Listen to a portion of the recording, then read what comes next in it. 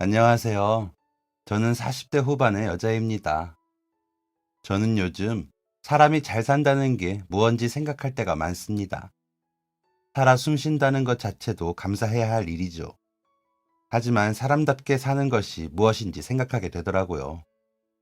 저는 4살 연하의 남편과 18년 정도 결혼 생활을 하고 있습니다. 남편과 처음 만나게 된 건 일하던 곳이었죠. 고등학교를 졸업하고 저는 백화점에 취업을 해 일을 했습니다. 스포츠 의류 매장이었기에 고객분들이 대체로 젊은 분들이었죠. 저도 어린 나이다 보니 잘 맞았는지 판매 실적이 괜찮았습니다. 그러다 그 의류 브랜드에서 대형 매장을 오픈하면서 저에게 매장 매니저를 추천하더라고요. 그래서 5년을 일하던 백화점을 그만두고 나름 좋은 조건으로 브랜드 매장으로 출근을 하게 되었습니다.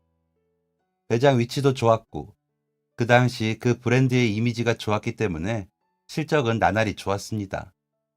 품목이 많다 보니 사람들이 몰리는 것도 있었죠. 일손도 많이 필요해 아르바이트를 비롯한 직원들이 15명이 넘게 일을 하였습니다. 그러다 보니 연애하는 커플들도 많고 그만큼 헤어지는 커플들도 많았죠. 저도 물론 그랬고요. 2년의 연애 끝에 상대방이 다른 여직원과 저 몰래 만나는 것을 알게 되면서 헤어지게 되었습니다. 그 후로는 다시는 사내 연애는 하지 않겠다 다짐했습니다. 불편하기도 했고 헤어지고 나니 둘 중 하나는 그만둬야겠더라고요. 저는 오기로 버텼지만 상대방과 그 새로운 짝은 제 눈치를 보다 그만두더라고요. 그러다 보니 인력 손실이 오더라고요. 새로 직원을 뽑아도 바로 일을 잘한다는 보장이 없으니까요. 그래서 나의 연애가 다른 사람에게 피해를 입힌다고 생각이 들어 절대 다시는 사내 연애는 없다고 생각했습니다. 그런데 그만 남편을 만나고 말았습니다. 처음엔 싹싹한 동생이었습니다.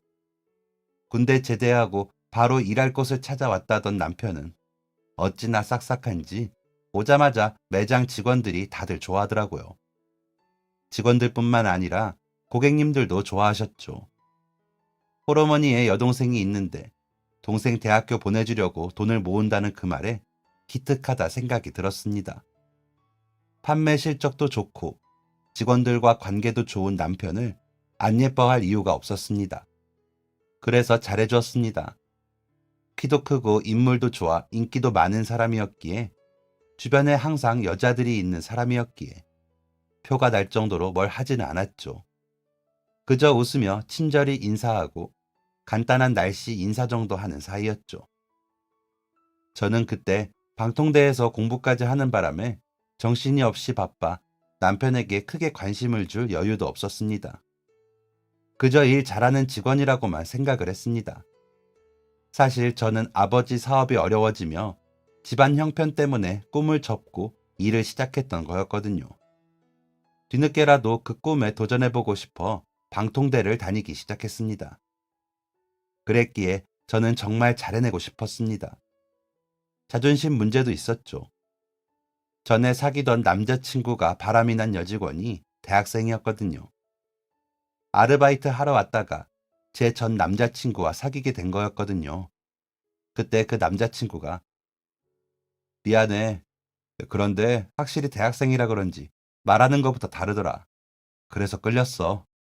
라고 하는데 머리에 징을 대고 울리는 것처럼 울리더라고요. 그래서 이제라도 못 이룬 꿈을 이루자 했는데 일을 그만둘 수는 없었습니다. 제가 벌지 않으면 집안 생활비 반쪽이 없어지는 거라 감히 그럴 수가 없겠더라고요. 그래서 방통대에 지원해 공부를 시작했습니다. 일도 바빠 피곤한데 저녁에 가서 공부를 하려니 힘들더라고요. 혼자서 도저히 안 되는 부분들은 학습관에 가서 하는데도 어려웠습니다. 그래도 해야 했죠. 적어도 40살 전에만 이루면 남은 제 인생의 날들은 제가 바라던 대로 살 수 있다는 생각으로 열심히 했습니다. 그러다 보니 제법 성적도 나쁘지 않게 나오더군요. 보람이 있었습니다. 그렇게 제 나이가 29살이 되었습니다. 주변에서 다른 친구들은 30 되기 전에 결혼한다며 소개팅이나 선을 본다며 성하더라고요. 저보고는 그러다 노처녀 된다며 얼른 서두르라고 하고요. 저는 방통대 마치기 전까지는 절대 연애고 결혼이고 하지 않겠다고 했죠. 꼭 졸업하고 아카데미 가서 작가가 되겠다고 속으로 100번도 더 다짐을 했거든요. 열심히 일하고 열심히 공부했습니다. 그러다 겨울방학이 되고 그동안 참석하지 않았던 회식을 했는데 남편이 밖에서 담배를 피우면서 인상을 쓰고 있더라고요. 2년 동안 한 번도 본 적이 없는 모습이라 걱정이 되더군요. 그래서 건우 씨 무슨 일 있어? 건우 씨 같지 않다 라고 했더니 매니저님 이라며 표정이 더 안 좋아지더라고요. 정말 무슨 큰일이 난 것 같았습니다. 한참을 아무 말도 없이 있더니 매니저님 혹시 형제관계가 어떻게 되세요? 하기에 네? 저는 외동딸이에요 라고 했습니다. 그러자 남편은 아 그러시구나. 그러면 제 마음을 모르시겠어요 라더니 다시 담배를 꺼내더군요. 그래서 형제가 속썩여요? 들어가요 추운데 라고 들어가려는데 여동생이 임신을 했대요 라며 고개를 숙인 채 한숨을 쉬더라고요. 깜짝 놀랐습니다. 남편이 동생 학비 된다는 소리를 들었던 터라 더 놀랐죠. 게다가 이제 막 1학년을 마친 걸로 알고 있었는데 임신이라니. 어머, 그래서 결혼은 한대요? 라고 물었더니 남자는 못한다고 하고 동생이랑 엄마는 한다고 하고 그 집 부모님들도 하라고 한다는데 그 남자가 도망 다니나 봐요. 라고 말하는 남편의 눈에선 금방이라도 눈물이 쏟아질 것 같았습니다. 저는 들어가려던 발길을 멈추고 남편 곁에서 남편의 이야기를 들어주었습니다. 너무 안타깝더라고요. 동생도 동생이지만 남편이 그동안 얼마나 애를 썼는지 알고 있었기에 더 그랬습니다. 어떤 여직원은 남편에 대해 건우 씨 진짜 아깝지 않아요? 인물 좋지, 매너 좋지, 성격 좋지, 다 좋은데 홀어머니의 여동생이라니. 게다가 효자의 좋은 오빠래요. 동생이랑 통화하는데 여자친구인 줄 알았다니까요. 저렇게 괜찮은 사람도 그렇게 큰 흠이 있다니. 한번 밥이라도 먹자 하고 싶어도 못하겠어요. 괜히 불안해서. 라고 할 정도였습니다. 그런 동생이 갑자기 임신을 했다는 소리를 하는 남편은 너무 힘들어 보이더군요. 건우 씨, 그래도 방법은 생길 거야. 동생 말대로 아이 낳고 학교 마쳐도 되잖아. 라며 위로를 했습니다. 동생도 언젠간 알겠지. 지금이 얼마나 좋은 때인지. 동생 부럽다. 나한테 만약 건우 씨 같은 오빠 있었으면 난 정말 공부만 했을 텐데. 라고 하기도 했죠. 그러면서 서로의 사정을 좀 더 자세히 알게 되었습니다. 2년 동안 나누지 못한 말들을 그날 다 나눈 것 같았습니다. 그러면서 마음의 거리가 가까워졌을까요? 그 후로 남편은 좀 더 저에게 친근하게 다가오더라고요. 저도 그런 남편을 마치 동생에게 하듯 대하며 가까이 지냈고요. 회식이 아니어도 따로 밥을 먹으러 갈 만큼 가까워졌습니다. 하지만 방학이 끝나고는 짬이 안 나 매장에서만 인사하고 틈나는 대로 아는 체하며 지나고는 했습니다. 그런데 마음이 좀 허전하더라고요. 뭔가 빠진 것처럼 말이죠. 남편이 다른 여직원들과 이야기를 하거나 웃으면 마음속에 질투가 일기도 하고 남편이 밉기도 했습니다. 제가 남편을 좋아하고 있더라고요. 남편에게는 방통대 졸업 전까지는 절대 연애도 못하고 결혼도 못한다 하면서 혼자 고고한 척은 다 해놓았거든요. 그러면서 제가 먼저 남편을 좋아하고 있다는 사실이 부끄럽기도 하고 창피하기도 했습니다. 그런데 사람 마음이 마음대로 되지 않는 건지 혼자 그러고 있더라고요.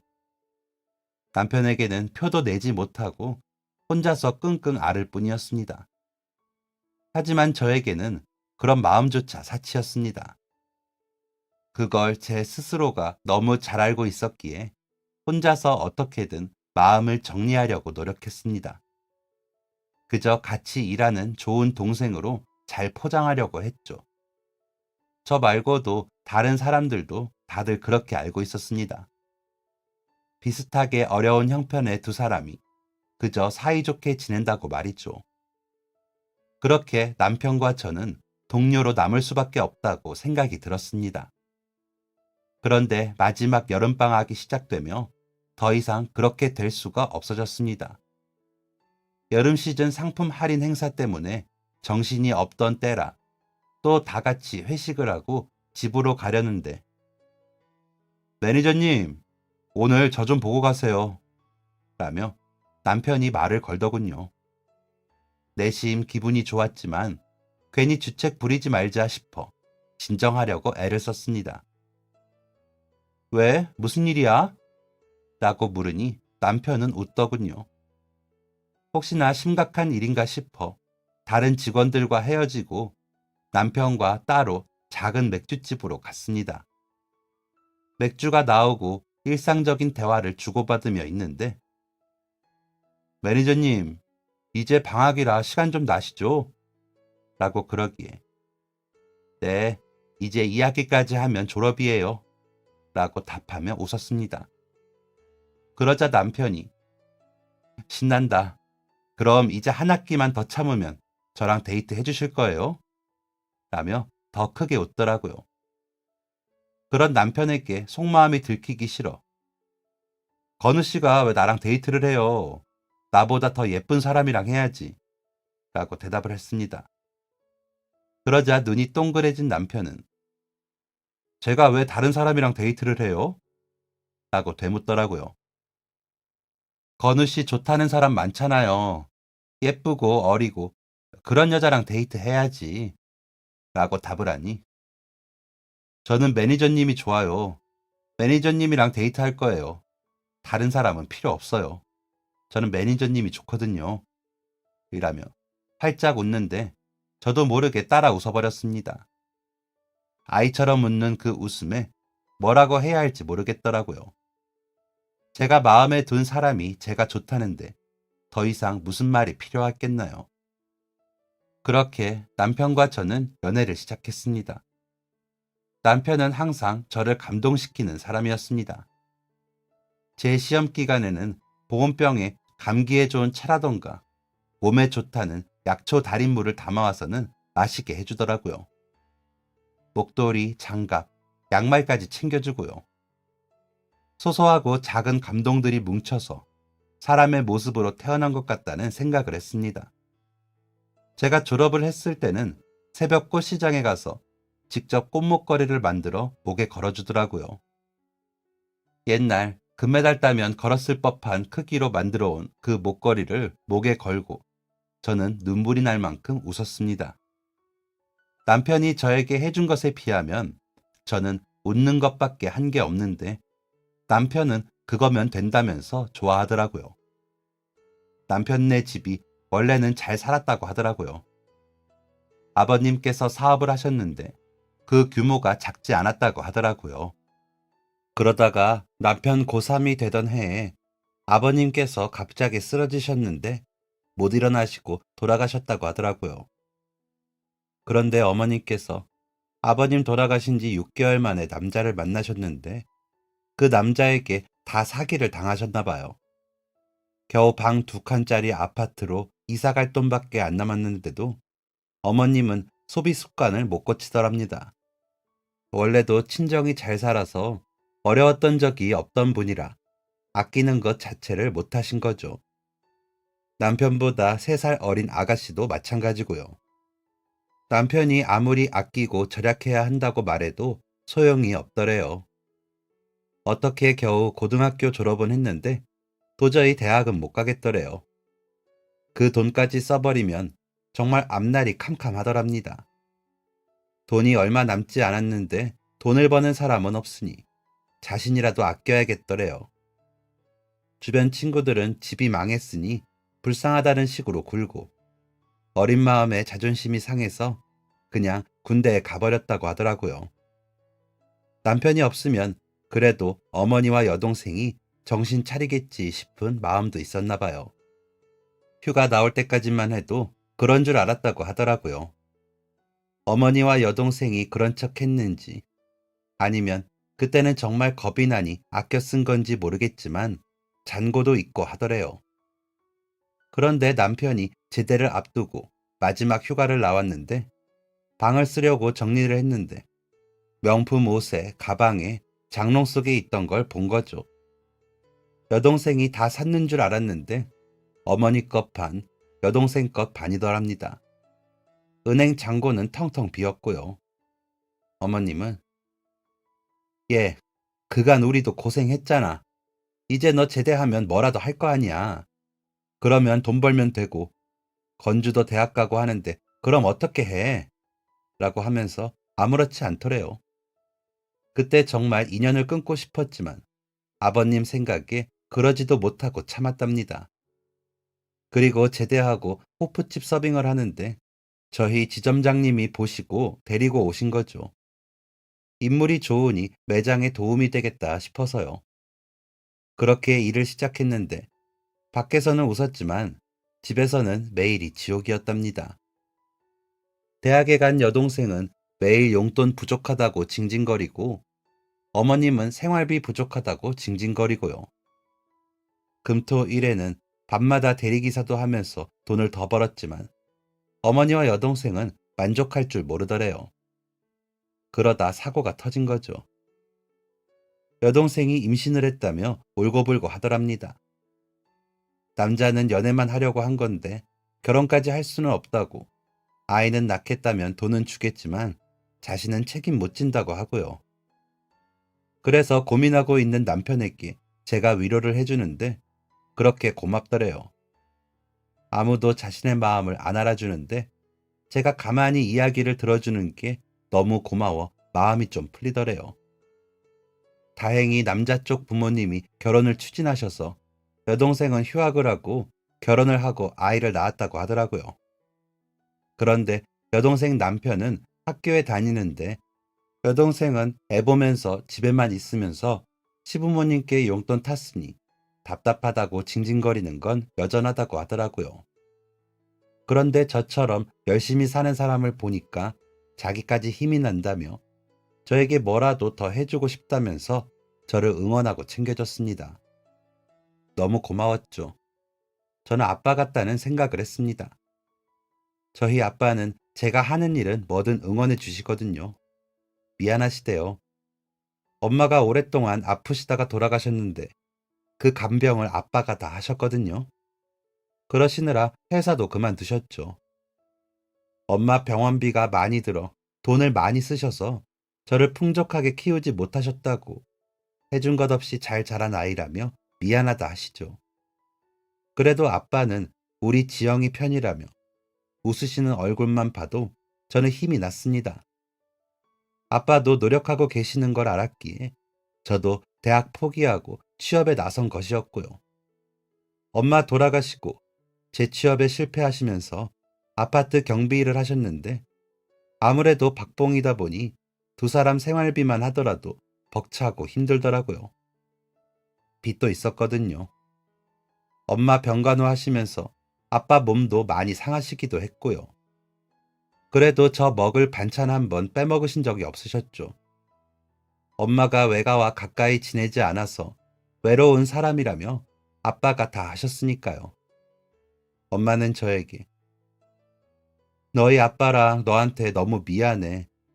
엄마가 건강해서 다 해줘야 하는데 못 해줘서 미안해.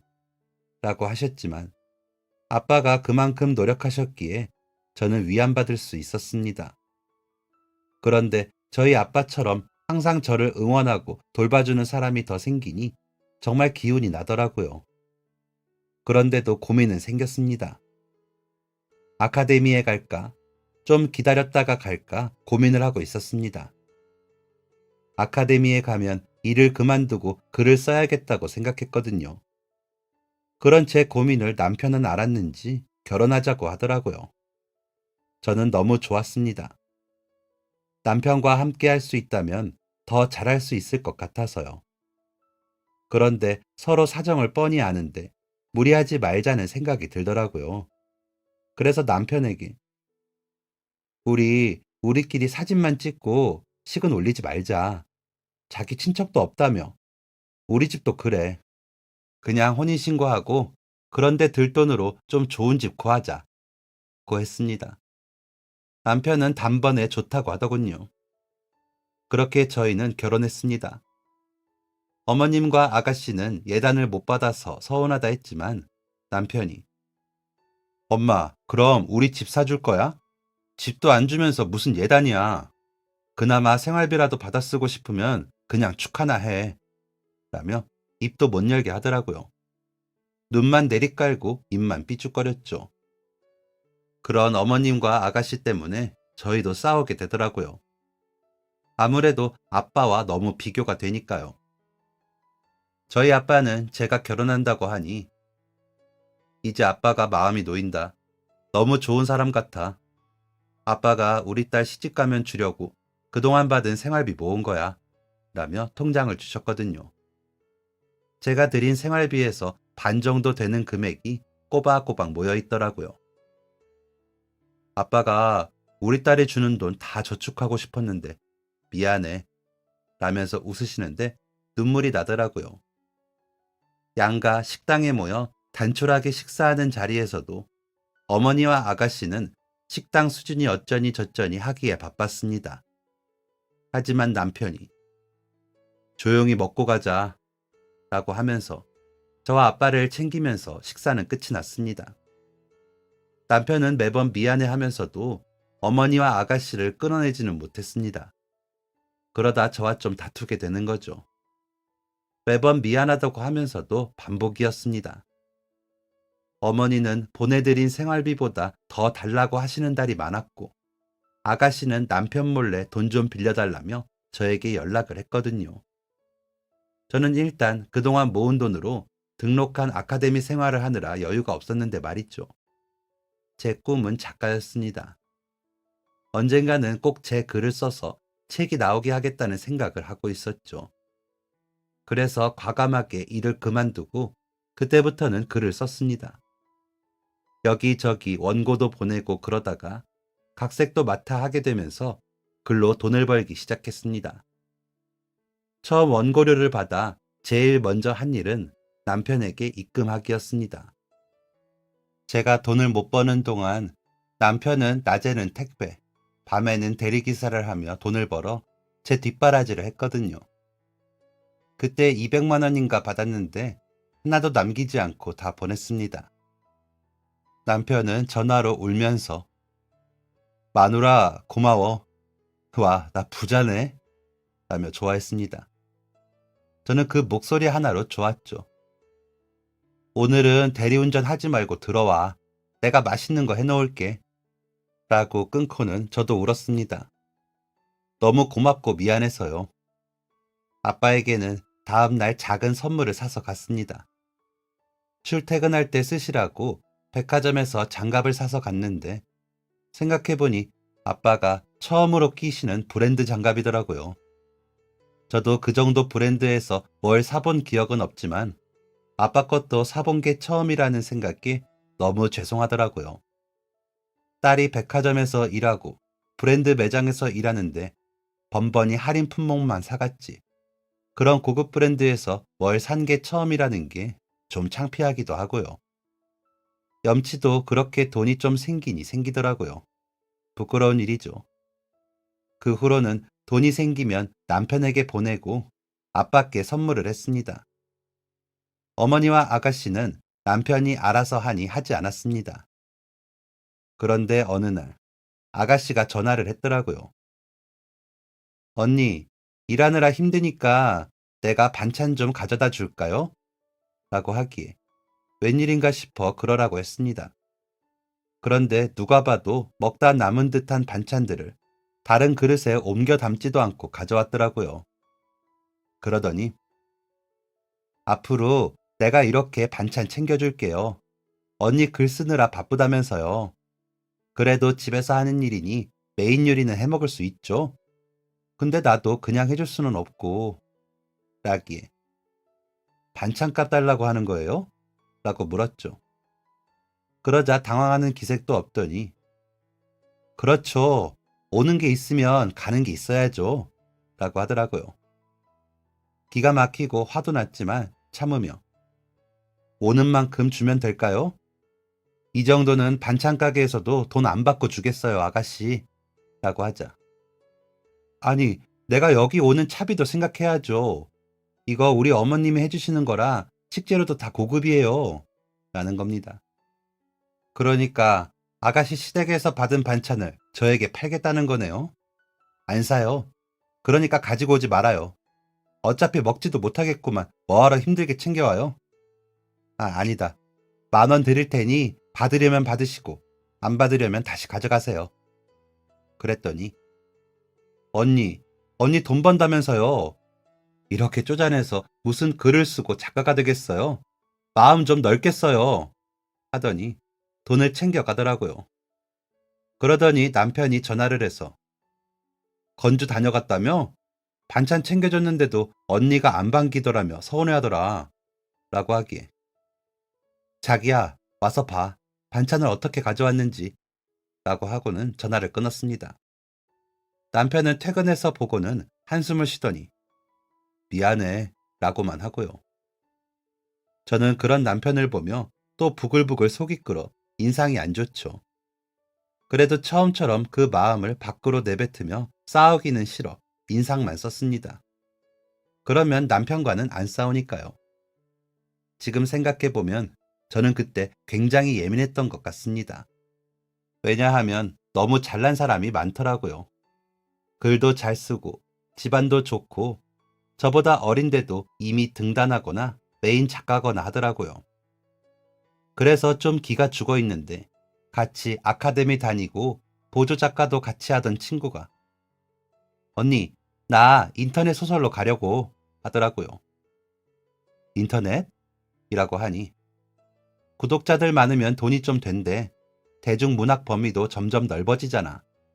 욕하는 사람들도 있지만 당장 내가 살고 봐야겠다 싶어서. 이번에 영화된 것도 인터넷 소설이 원작이라잖아. 일단 가서 해보려고. 언니도 형부 고생한다고 속상해 말고 한번 해봐. 언니가 나보다 더 잘 쓰잖아. 라고 하더라고요. 그래서 고민 중이었거든요. 일평생 내 글은 못 쓰고 마는 건가 싶어서요. 그러다 너무 피곤해하는 남편을 보며 저는 일단 원고를 올리기 시작했습니다. 생각보다 평가가 괜찮았습니다. 기분 좋더라고요. 사람들이 좋아해 주니까요. 물론 제가 좋아하는 장르는 아니었지만 그건 자리 잡고 해보면 될 일이었습니다. 점점 수입도 더 생기고 기존의 일들을 줄이고 제 작품에 몰두하기 시작했습니다. 필명이기는 해도 제 이름으로 작품이 생기는 거죠. 연재도 일주일에 1회 하던 것을 2회씩 하게 되었죠. 어느 정도 안정적인 수입이 생기면서 남편에게 대리라도 그만둬 라고 했습니다. 남편에게는 점점 더 많이 생활비를 보냈거든요. 그리고 기다리던 아이도 갖자고 이야기했습니다. 형편이 좀 나아지면 아이를 갖자 했었는데 더 늦으면 제가 나이가 많아져서 더 힘들어질 것 같더라고요. 남편은 내가 다 해주고 싶었는데 미안해 라며 울먹거리더라고요. 당신 아니면 내가 이 일을 어떻게 해. 당신이 다 해준 거야. 그러니까 당신도 이제 좀 편해지자. 예쁜 아이 만나려면 몸 먼저 만들어야 해. 라고 하면서 대리운전을 그만두게 했습니다. 남편은 저녁에 집에 들어와 밥을 먹으면서 와, 퇴근하고 또 출근 안 하니까 너무 좋다. 진짜 나 이래도 돼? 라고 하기에 그래도 돼. 나도 당신이랑 있으니까 좋다. 글도 더 잘 써질 것 같아. 라며 웃었습니다. 저희 아버지는 용돈 보내드리고 어머니께는 생활비 보내드리고 저희 생활비하고도 저축을 할 수 있다는 게 너무 감사했습니다. 그런데 제게 그런 행복은 그리 오래가지 않더라고요. 남편이 아침에 일어나 출근 준비를 하기에 식사 준비를 하며 나가는데 오늘따라 몸이 무겁다. 왜 이러지? 하더라고요. 그래서 다음 휴일에 병원 좀 가자. 안 그래도 당신 너무 피곤해 보여서 걱정이라고 말을 하는데 쿵 소리가 나더군요. 돌아보니 남편이 쓰러져 있었습니다. 코피까지 흘리는데 너무 피가 나 저는 놀라 달려갔지만 남편은 의식이 없었습니다. 아무리 불러도 일어나지 못하는 남편을 보고 놀라 울면서 119에 신고를 했습니다. 남편의 병명은 뇌출혈이었습니다. 극심한 과로로 무리를 해 젊은 남성임에도 쓰러진 것 같다고 하시더군요. 의식이 돌아와 봐야 알겠지만 전처럼 활동할 수 있을지는 모르겠다는 의사 선생님 말씀에 저는 절규할 수밖에 없었습니다. 제 연락을 받고 오신 어머님께서는 젊은 애가 그거 좀 이랬다고 쓰러지면 어쩌니? 아휴, 대대로 가족력인 건지. 얘, 건우 쓰러졌다고 내 생활비 안 보낼 생각은 마라. 그래도 내가 건우 엄마잖니. 라고 하는데 속이 뒤집히더라고요. 그래서 생활비 걱정은 마세요. 보내드릴게요. 대신 병원에는 다시는 오지 마세요. 건우 씨 깨어나면 연락드릴게요. 건우 씨한테 이런 소리 들릴까봐 걱정은 안 되세요? 라고 해버렸습니다. 그러자 얘, 내가 그 돈 받아 쓴다고 온갖 서러움은 다 받는데 그런 말도 못하니? 들리면 어쩔 건데 억울하면 일어나서 쫓아오라고 해. 라며 가버리더라고요. 아빠는 제가 무리를 할까 걱정이 되셨는지 출근하시는 길이나 퇴근하시는 길에 들러 잠깐 쉬어. 아빠가 황서방 곁에 있을게. 나가서 바람 좀 쐬고 와. 라며 교대해 주셨습니다. 그 덕에 잠깐 나가 걷다 들어오고는 했죠. 일을 쉴 수 없으니 병원에 노트북 가지고 가 남편 곁에서 일을 했거든요. 그렇게 한 바퀴 돌고 오면 아빠는 남편 곁에서 이런저런 이야기를 하시고 계셨습니다. 마치 남편이 듣고 답하고 있는 것처럼요. 그 모습에 제가 가까이 가 자기야 대답 좀 해줘라. 우리 아빠 혼자만 이야기하니까 재미없잖아. 라고 했더니 아빠가 웃으시며 황서방은 다 듣고 있어. 사람 청각이 가장 못 쉬고 활동한다더라. 대답은 못해도 다 듣고 있지. 내 얘기가 재미가 없어도 도망도 못 가고 듣느라 힘들게 다. 그래도 자꾸 이야기하면 뇌 활동이 좋아져서 대답하며 일어날 거야. 라고 하시더라고요. 그래서 저도 일하며 남편 몸을 닦으며 이야기를 했습니다. 의사 선생님이 그래도 당신 다른 몸 상태는 다 좋대. 그러니까 엄살 그만 부리고 얼른 일어나. 그동안 못 쉬고 일한 거 한꺼번에 몰아쉬느라 그래? 미안해. 내가 자기 힘든 거 알면서 너무 고생시켰지? 이제 내가 다 할게. 나 수익금 더 늘었어. 라며 말을 걸었습니다. 아가씨는 가끔 반찬이라며 싸우더라고요. 물론 무상은 아니었습니다. 언니, 엄마한테 생활비 계속 보낸다면서요? 나도 좀 도와줘요. 시부모한테 용돈 탔으면서 내가 얼마나 눈치가 보이겠어요. 언니도 참 인색해요. 언니가 그러니까 오빠가 무리한 거겠죠. 라며 부하를 지르더라고요. 하지만 남편 앞에서 다투고 싶지 않아 아가씨를 끌고 나가 아가씨, 아가씨도 병원 오지 말아요. 지금 오빠가 쓰러져 누워있는데 돈 타령이에요? 이 사람 불쌍하지도 않아요? 다 듣는데요. 이런 말도 다 들린대요. 그러니까 제발 오지 말아요. 반찬은 도로 가져가요. 라며 쫓아보냈습니다. 그렇게 한 달, 두 달을 남편은 일어나지 않았습니다. 몸이 점점 약해지는 게 보이더라고요. 이러다 엄마처럼 제 곁을 떠날까봐 겁이 났지만 저는 매일 웃으며 남편에게 말을 했습니다. 글이 잘 안 써지면 자기야 일어나서 소재 좀 줘봐. 자기랑 더 놀고 싶어서 내가 글이 안 써지네. 라며 투정을 하기도 했죠. 그러면 신기하게도 글이 써지더라고요. 마치 남편이 알려주는 것처럼요. 수익금은 점점 더 들어왔습니다. 다행이었죠. 하지만 제게 불행은 더 찾아왔습니다. 아빠가 밤근무를 마치고 집으로 가시다 음주운전 차량에 사고를 당하셨거든요. 아빠 사고 소식을 듣고 급한 대로 아가씨에게 전화를 해 아가씨, 미안한데 저희 아빠가 사고를 당하셔서요. 와서 오빠 좀 잠깐 봐주면 안 돼요? 라고 했더니 언니, 병원 오지 말라고 할 때는 그 정도는 감당하려고 그런 거 아니에요? 아유, 난 몰라요. 지금 시간이 몇 시인데 나 술 마셨어요. 라며 끊어버리더군요. 어머님은 아예 전화도 안 받으시고요. 제가 동동거리자 옆 환자분 보호자께서 세댁 얼른 다녀와요. 내가 다 안쓰럽네. 걱정 말고 다녀와요. 별일 없을 거야. 이럴 땐 아버지한테 가야지. 라고 해주셔서 아버지께 갈 수 있었습니다. 남편에게는 자기야 미안해. 그런데 아빠가 얼른 다녀올게. 라고 갔습니다. 여차하면 아버지와 남편을 한 병실에 입원시키고 제가 간병할 생각이었습니다. 그런데 그럴 필요가 없더라고요. 아버지가 응급실에서 돌아가셨으니까요. 저는 슬픈 와중에도 남편 걱정에 다시 아가씨에게 전화를 했습니다. 아가씨, 저희 아버지가 돌아가셔서 그런데 3일장 치르는 동안만 일하는데 말이 끝나기도 전에 언니, 나도 사정이 있어요. 시부모님 눈치 보면서 사는 게 얼마나 힘든지 알아요? 나라고 뭐 이러고 싶어서 이러겠어요? 아니면 한 200만 원 정도 줘요. 그럼 또 모르죠. 라는데 전화를 끊어버렸습니다. 더 이상 듣고 있기가 힘들더라고요. 그래서 간호사실에 전화를 해 상의를 드렸더니 간병인을 연결해 주셔서 저는 아빠 장례를 치를 수 있었습니다.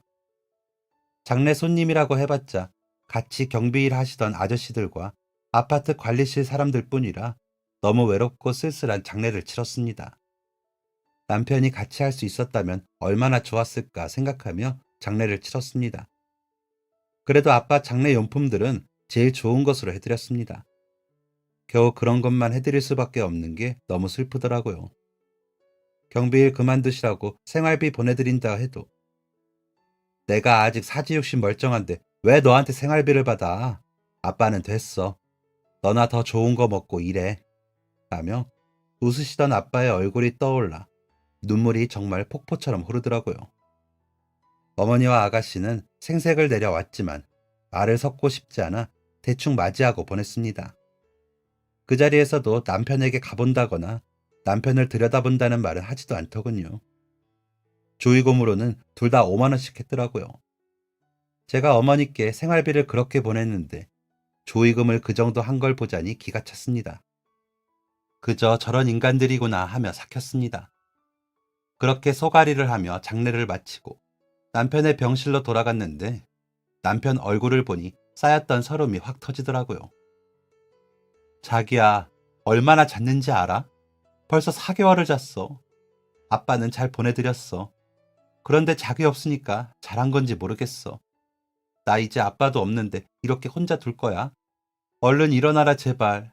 자기가 일어나서 나보고 수고했다고도 해주고 아빠 보내드린 곳에 가서 장례 때 못 와서 죄송하다고도 해줘. 응? 얼른 일어나 이 잠꾸러기야. 일어나면 이제 내가 자기 몸에 좋은 거 다 챙기고 먹여 살릴게. 나 진짜 이제 그럴 능력 돼. 그러니까 얼른 일어나. 라며 속삭이면서 몇 번을 목이 메어 못 참고 울어버렸습니다. 그런 저에게 옆 환자 보호자분이 그 집 시어머니랑 시누이는 정말 와보지도 않더라. 나는 혹시나 와서 들여다볼까 했지. 어쩜 섹시한테만 맡겨놓고 그래. 게다가 상당한 사람한테. 남편은 어떤 사람인지 모르겠는데 시집 식구들이 영 못됐어. 라고 하시더라고요. 그런 보호자님께 그저 웃어 보이고는 남편에게 진짜 아가씨랑 어머니는 돈밖에 모르나 봐. 어쩌면 사람들이 그럴까? 자기 얼른 일어나서 혼내줘. 라며 이르는 척도 했습니다. 그러면서 제 간절한 마음을 실어 남편에게 이야기를 더 많이 했습니다. 그런데 드디어 그 마음이 남편에게 닿았나 봅니다. 쓰러진 지 5개월 만에 남편에게서 반응이 나타났습니다. 그러더니 눈을 뜨고 저를 알아보더라고요. 그러더니 손짓을 하고 딛고 앉을 수 있게 되더니 걷고 밥을 먹었습니다. 한 번에 이루어지진 않았죠. 깨어나고도 3개월이 걸려서야 목발을 짚고 병원 복도를 오고 갈 수 있게 되었으니까요. 그래도 좋았습니다. 저와 눈을 맞추고 이야기를 나눌 수 있으니까요. 다른 건 다 필요 없었죠. 시댁에는 일부러 연락하지 않았습니다. 웬일인지 남편도 원하지 않더군요. 의사 선생님께서는 기적이라고 하셨습니다. 뇌 기능에 문제없이 이렇게 일어난 자체가 기적 자체라고요. 보호자 아주머님께서는 친정아버지가 보내주셨나 보다. 돌아가서 딸 호강시켜주라고. 새댁이 혼자 고생 많이 했어. 알지? 라고 해주시더라고요. 남편은 아빠 이야기에 말없이 눈물만 흘리더니 퇴원 후 가장 먼저 아빠 납골당에 갔습니다. 가서는 말도 못하고 울면서 죄송합니다. 죄송합니다 장인어른 만 하고요. 그리고도 남은 재활을 근 1년 동안 열심히 받았습니다. 그제야 남편은 전처럼, 아니 전보다 더 건강해졌습니다. 재활하는 동안에도 남편은 전보다 더 저를 챙겼습니다. 제가 고생한 만큼 보답을 하고 싶다고요. 우리 능력 있고 착한 섹시 덕에 내가 살았는데 잘해야지. 나 같은 게 이런 훌륭한 섹시 만난 건 진짜 행운이야. 라고 하더라고요. 덕분에 저는 글도 더 잘 되고 제 작품이 웹 드라마로 제작이 되었습니다. 그러면서 제 다른 작품들도 인기가 많아져 광고도 들어와 수익은 전에 비해 상상도 할 수 없을 만큼 커졌습니다. 저희 시댁에는 생활비 계속 보내주냐고요? 아니요. 아버지 돌아가시고는 전화번호 차단하고 연락 딱 끊었죠. 그랬더니 병원으로 찾아온 시어머니는 저와 옆 보호자님이 인간도 아니라고 어딜 찾아오냐고 하자 다시는 오지 않았고요. 그리고 남편이 몸이 정상으로 돌아와 재활을 더 안 해도 된다는 말을 듣자마자 찾아간 곳이 어머님과 아가씨 집이었습니다. 아빠 돌아가시고 집도 이사를 하느라 찾아오지도 못했고 전화도 차단을 해놨으니 통화도 못했겠죠. 아빠 장례 때 했던 걸 생각하면 더한 것도 하고 싶은데 남편을 봐서 참았습니다. 남편은 제 소중한 사람이니까요. 그런데 남편이 벼르고 있었는지 어머니 집에 도착하자마자 당신이 그러고도 내 엄마고 사람이야? 내가 그러고 있으면 안타까운 척이라도 해야 할 것 아니야. 내가 몰랐을 것 같아? 꿈꾸듯이 다 들리더라. 이 사람 없을 때 뭐라고? 차라리 죽지 그랬냐고? 그러면 보험금이라도 나온다고? 이제 당신은 내 엄마 아니야. 그동안 그만큼 보내준 생활비면 당신이 나 낳아준 값 다 치렀어. 다시는 우리 찾지 말고 돈 달라고 하지 마. 지금처럼 연락 없이 살아. 라며 다 뒤집어 엎어버리더라고요. 그러고 나서 아가씨네 가서는 다짜고짜 아가씨 뺨을 때리더니 인간 같지도 않은 게 사람처럼 사는 척 하느라 애쓰지 마라. 라며 노려보더라고요. 아가씨는 놀라서 뺨을 부여잡고 오빠! 라며 소리치더니 미쳤어? 언니가 뭐라고 했기에 오빠가 이래요? 라며 제게 소리를 치더라고요. 그러자 남편은 내가 들었어. 진짜 귀는 들리더라. 엄마랑 너랑 죽을 거면 빨리 죽으라고. 이 사람한테 보험금 뜯어내자고 하는 거 다 들었어. 다시는 나한테 오빠라고 하지 마. 그동안 뜯긴 돈은 지금 이 따귀 값인 줄 알아라. 라며 따귀를 한 대 더 올려붙이더라고요. 정말 놀라운 건 어머니와 아가씨의 반응이 똑같더라고요. 왜 정신 차리고 연락을 안 했어? 알았으면 내가 라면서요. 모전 여전이라는 말을 그럴 때 쓰는구나 싶었습니다. 그렇게 저희는 시댁과 아예 연을 끊고 남편과 아들 하나, 강아지 셋을 데리고 지방 소도시에 집을 짓고 살고 있습니다. 펜션을 같이 하는데 저는 글 쓰고 육아하고 남편은 강아지 키우고 일을 하죠. 도시 생활처럼 바쁘진 않지만 너무 심심하지도 않게 잘 지내고 있답니다. 그리고 제 소설을 책으로 만들기로 얼마 전에 계약을 했습니다. 책이 좀 잘 팔렸으면 좋겠는데 모르겠습니다. 얼마 전에는 아가씨 남편이 사업자금 좀 빌려달라고 전화를 하면서 시부모도 내팽개치고 사는 작가 부부라고 글 올린다며 협박을 하더랍니다. 그래서 남편이 제발 그래라. 그래야 나도 너희들이 어떻게 우리 벗겨먹었는지 알릴 것 아니야. 라고 했다고 하더라고요. 그랬더니 전화를 끊고는 연락이 없네요. 지금까지 남편의 가족 때문에 힘들었지만 또 남편이 아니었으면 제가 지금 여기까지 올 수 없었을 겁니다. 그래서 저는 지금 아무렴 다 좋습니다. 아이 잘 크고 남편 건강하니 행복합니다. 일도 잘 풀리고 매일 예쁜 풍경 보며 눈을 뜨는 생활이 정말 좋거든요. 이렇게 나이 들어 호호 할머니가 되어도 좋을 것 같다는 생각을 합니다. 남편은 저보고 자기가 하루만 더 살겠다고 하더라고요. 그러니 걱정 말고 늙으라고요. 항상 너무 고마운 사람입니다. 그래서 정말 걱정 않고 나이 들어 보려고요. 나중에 엄마 아빠 만나면 덕분에 잘 살다 왔다고 할 수 있게 진짜 행복하게 살다가 가렵니다. 여러분들도 매일 행복하시길 바라고요. 정신없이 제 이야기를 했는데 속이 좀 후련하네요. 감사합니다. 행복하세요. 지금까지 사연 들어주셔서 감사합니다. 사연이 재밌으셨다면 구독과 좋아요를 눌러주세요. 감사합니다. 안녕히 계세요.